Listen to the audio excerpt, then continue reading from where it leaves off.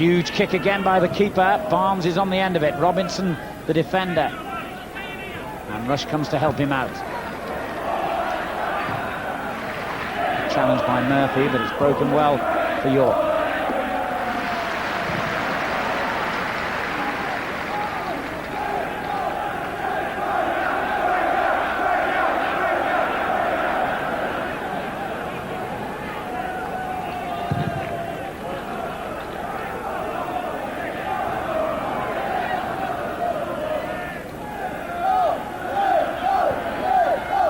The game's gone a bit.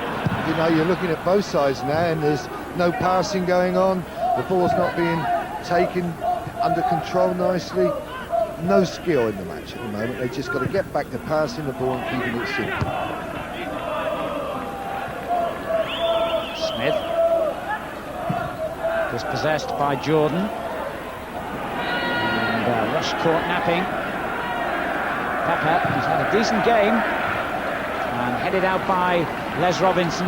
York have yet another corner. They must be ahead of Oxford, I would think, now on corners. What a contrast to the first half situation. Not that corners count for anything, unless you can get a goal out of them.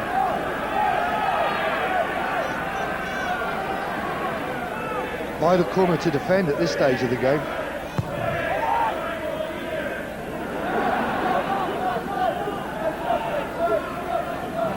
Only a throw, the reward though for York City.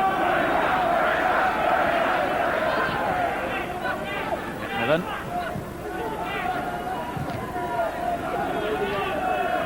And the 1-2's not really coming off anymore, but either side. Smith. It's better. Oxford keeping possession a little bit longer, but now York have it back again. Barnes trying to hold off Gilchrist. Peveril should have done better there. Should have released Murty. Robinson sprinting forward on the counter-attack. Now Rush. Still Rush. Mike Ford has Chris Allen out on the left. Biggins in behind him. Allen. Back for Mike Ford. Good tackle. Tuttle doing well with the challenge for York.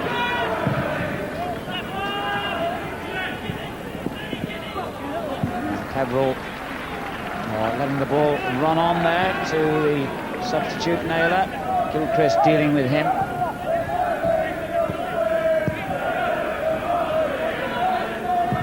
Tuttle.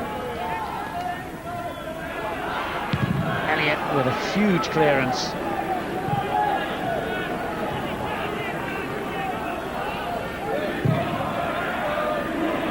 Equally huge kick by Kiley. Elliott on the end of it for the umpteenth time, it seems, in the second half. Rush to Biggins. And Smith got that one wrong. And Elliott yet again, although this time the referee has decided it was a foul, but yet again he won the header. And an excellent second half he's had, as Oxford have been forced to backpedal most of it. Another free kick, another effort from Pepper perhaps.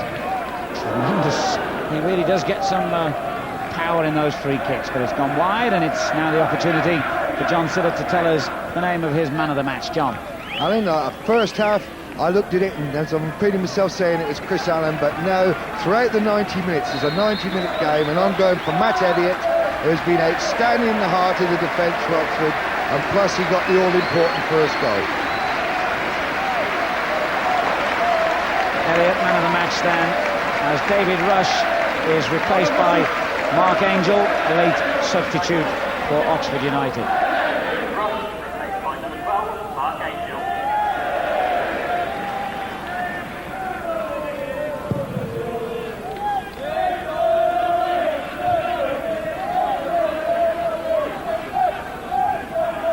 Mike Ford. If he'd gone out to play that, it's York's throw-in.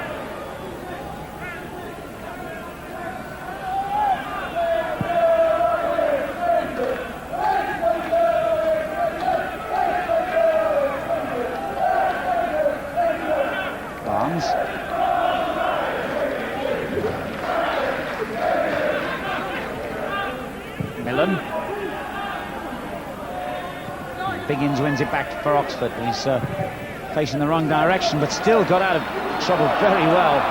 Angel. Robinson racing forward in support for the substitute. Now Bobby Ford. And Oxford rounded off by getting a goal, which would be against the run of the play, but gratefully received nonetheless. Allen. That's better from Allen. Biggins. Allen loses his man. That was a wild challenge by Tuttle, but the referee says play on. And the man of the match, Elliott, as ever, cleaning up at the back for Oxford. Goalkeeper's clearance wasn't too clever. He can try again. Elliott inevitably got it back to him. Allen. Foul by Pepper. It's amazing goalkeepers. They've always surprised me and amazed me.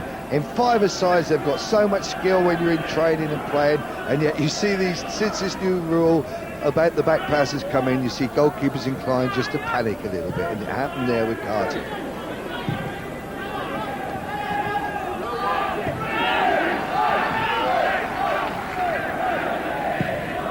Here's Gilchrist, a player who Dennis Smith, his manager, thinks will play at the very highest level one day, but he got himself caught there, and Barnes plays it forward, and there's a chance here for York as Peverill went through.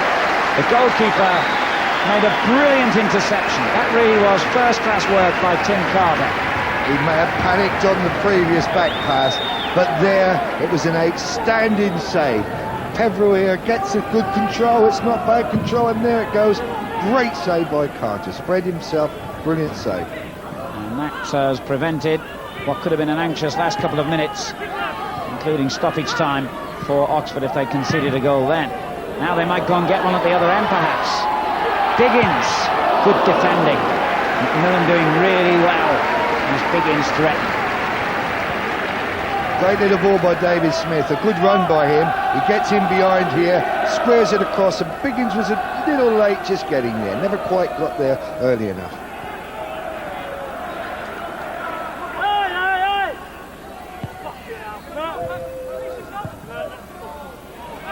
Here's the sub-Angel. Now Smith.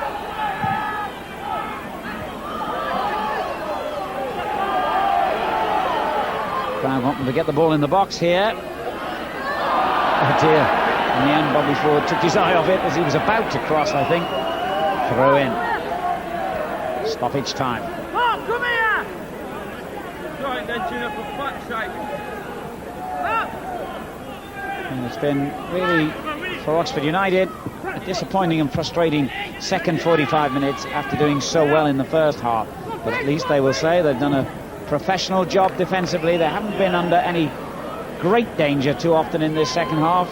Ironically, York's best chances came in the first half, and Oxford certainly well on their way to 3 points. The amazing thing is York have played better in the second half and haven't created the chances, Alan. That's what surprised me.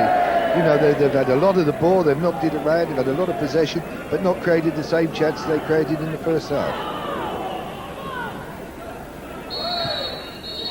And there's the final whistle. 3 points at the end is all that matters, and Oxford United have got them. And their good start to this season continues. 7 games now in League and Coca-Cola Cup, and just 1 defeat. York City, I'm afraid, are stuck firmly on the bottom of the table after a poor start. 5 defeats for them in 7 League and Cup matches.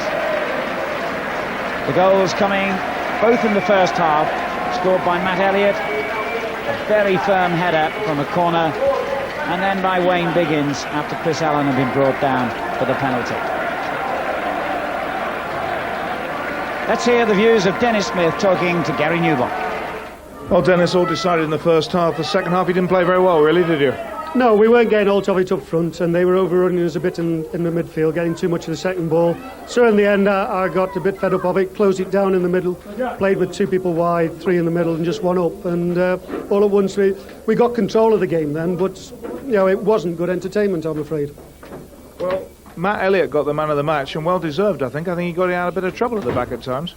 Yeah, I'm disappointed with my two centre backs. There you are. John Sillick got it wrong. No, they've been tremendous this season. And for Matt, yeah, that isn't a good performance by him. You know, I mean, I'm not saying he played badly, but by his standards, it's below what he's been playing. Him and Phil Gilchrist have been outstanding this season, and I thought today we looked a little bit suspect because of the way they played. It upset us a bit because they played too wide and we were overrun a little bit in midfield. And we got 3 points, but a little bit disappointed. Who would you have given the man of the match to then? Davy Smith. His missus had a baby this morning, and he's come and he's played and he's performed and worked. Right. Well, I'll tell you what. Let's bring David Smith in then. David, what time was the baby born? It was 9 o'clock this morning. Sure. What time did you get to the hospital? About 2 in the middle of the night. So 2 in the middle of the night. So you were there all night. Yeah, I'm due to go to bed now when I get home. Well, I mean, how did you manage to keep going? Was the exhilaration of having your second daughter? Yeah, I think it just kept me going. Like, it's been acting like I'm so happy that it's happened and that. So I think that just spurred me on to keep going. The legs aren't going very much now, but I hanged in there. Now, your daughter's called Remy. Yeah. Second daughter, Olivia, 5-year-old. How's the wife and the baby doing? I hope she's fine. I haven't spent much time with her since she's had the baby. So if she's watching her, I'll be there soon. It wasn't a great second half, actually.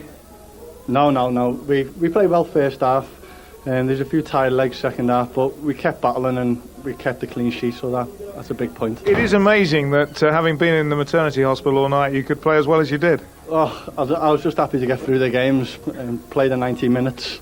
But OK, well, on behalf of the Central Match Live, because we carry these sort of things around with us, here is a bottle of champagne. Dennis, to the new dad.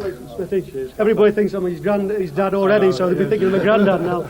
OK, well played, and what a day for you. Well done, mate. Thank you very much. I don't suppose his wife had a bad game either. Anyway, that result, I think, moves Oxford into the top 5. We'll confirm that a little later, and we'll be back with Jimmy's views in a moment.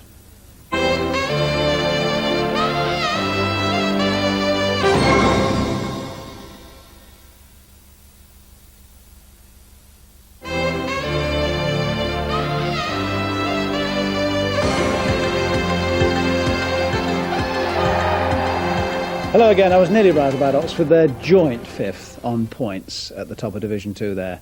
They also have a player worth about £1 million who looks a bit sharp. I suppose he could get the chairman half his money back, couldn't he? Joint 5th, they're 9th. Yeah, well, joint 5th, yeah. Well, 4 of them Actually, are there. Yes, Mr. Hurd can get £1 million back, I would think. Off Chris Allen? Off Chris Allen, if he really wanted it, but I'm sure he doesn't. What did you think of him today? Well, in the event of Snoz giving the kiss of death to Matt Elliott. Man of the match and worst player on the field. Worst player on the field according to his manager. I mean, he looks a useful prospect as Chris Allen. He's 22 years of age. He's had an under-21 cap. Yeah. And as I say, that's always great to see when a player's prepared to take things on. And he does. This one actually came straight after the shot we've just seen. Local boy? Local boy. Plenty going for him, really. I think he's going to have to just keep plugging away and doing what he's doing. I hope he doesn't suddenly think that he's got to do anything different from that, because he hasn't. This is the second half, and you see on the run he's strong on the ball, keeps the ball quite close to him, which is always a very good sign for a player who is taking, who wants to take players on. And that was a really good shot because he was quite aware of what he was doing there. So he looks a really useful prospect. As you say, I'm sure the chairman could get £1 million for him. Yeah. He's got a good left peg, which obviously would appeal to you. Well, yes, because all teams, to get the right balance, really do need an attacking player with a good left peg, and it always helps when you have got one. Well, I gather he's a legend down at the Manor Ground, and Tim's over there with some of the supporters just to see what they thought about today's game, Tim. And here we have 3 of the Oxford United faithful, Raging Bulls they used to call them. Andy, you've been supporting them, 34 years. What do you reckon today? Well, I thought the first half an hour in particular, we were very strong, and I thought we were in for a 4 or 5 goal win, but second half we lost our way. Central midfield was very strong in the first half. Bobby Ford, his usual magnificent self, bringing the wingers in, but we seemed to lose our way. Whether it was York being more competitive or not, I couldn't really say, but obviously the second half fell flat. But it's 3 points, and 3 points is 3 points. Jeremy, you stand behind the goal, London Road, then. So what are you cheering today? What's the word from the cop? I think the first half was very pleasant, but the second half we didn't really perform at all, really. And what's gone wrong with them then? What's wrong second half? Well, I think we missed the likes of John Byrne and somebody skillful up front to bring the play in. I mean, Moody didn't look like a player today like he usually is last season. I think Byrne brought a lot out of him. There may be not the striking partnership at the moment isn't right, and hopefully we can change it. John, you stand behind the dugout. If you were Dennis Smith, what would you be doing now? Well, we definitely needed someone else up front. Moody's a bit up there by himself at the moment, so we need someone to come and help him out a bit. You giving some grief today, have you? No, not at all. They've done well today, and a good 3 points. OK, thanks a lot, fellas. That's it. That's what the fans' verdict is from the Manor Ground tonight. If he stands behind the dugout, I shouldn't think he saw much. Anyway, let's catch up with the rest of the goals from yesterday's First Division action in the Ensley League. Here it is.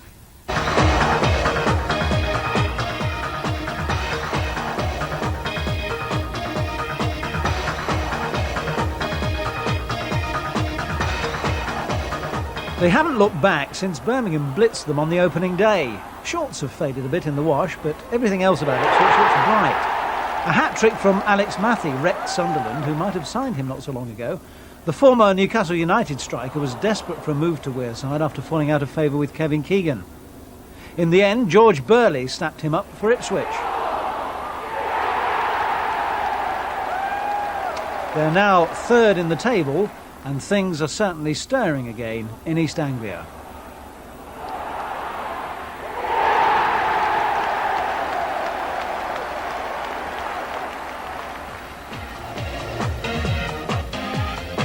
Alan Kirbishley's over the galaxy about Sean Newton, one of a clutch of teenagers breaking through at Charlton. You can see what he means. They actually look better than they have done for seasons. Jamie Stewart scored the second. He's only just out of nappies too. They even managed to miss a penalty. Lee Bowyer, the wasteful one, still feeling the pain of Gray's tackle. At least that was his excuse. Steve Francis could have saved this with his eyes closed. Probably did. Huddersfield hammered Birmingham a few days ago, but Charlton are something else.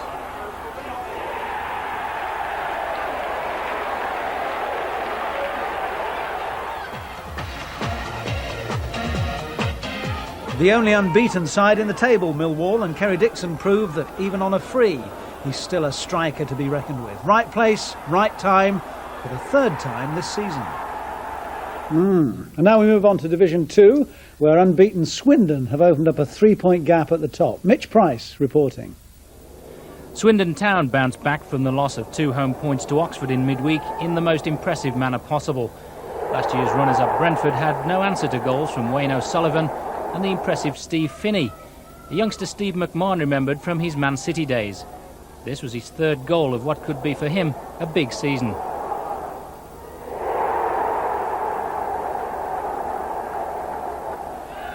Notts County went 5 matches unbeaten. Now they've lost their last 2. A solitary goal from Brighton's Junior McDougall, enough to push Notts down to mid-table. Bristol City was sacrificial lambs at Shrewsbury in midweek and looked set for a similar fate at London Road when Sean Farrell opened his account after just 3 minutes. But a second-half lapse in the Peterborough defence allowed David Seal to equalise, leaving the Posh with just 1 win out of 5. At Gay Meadow, there was no sign at all of Shrewsbury Town's 4-goal spree on Tuesday repeating itself. They were outwitted by Blackpool, who owed their win to a bit of Premiership know-how. Both goals coming from Andy Preece, the summer signing from Crystal Palace. The Tangerines. Just time to remind you of the start of a new series on Central next Saturday evening. At 11:05, it's World Championship Boxing plus Goals Extra. There's a main event already being described as the fight of the year in America, plus another look at the best of the goals from the day's Ensley League action. And the Central Match Live next Sunday comes from the baseball ground as Derby County take on Leicester City, the East Midlands derby, that one. Now, Derby actually did win their first game. this weekend. Leicester have really shot at the table since I've been on holiday. We're very popular in Leicester, you know, aren't we? Actually, Derby looked dreadful against Wolves in the week, and I really didn't know where they were going to go from there, so they've bounced back very well. So, and with Leicester playing as well as they are, it looks as though it could be a useful game to see. Do you remember Alex Ferguson tipping Leicester for promotion? He did. Well, Mark Maybe McGee's his mate, but maybe he's right. Maybe he knows something that we don't. But then he is manager of Manchester United. All right, Jim. Well, I hope you've enjoyed it this afternoon. Don't forget to join us next Sunday at 2:30. Derby County versus Leicester City. Until then, bye-bye.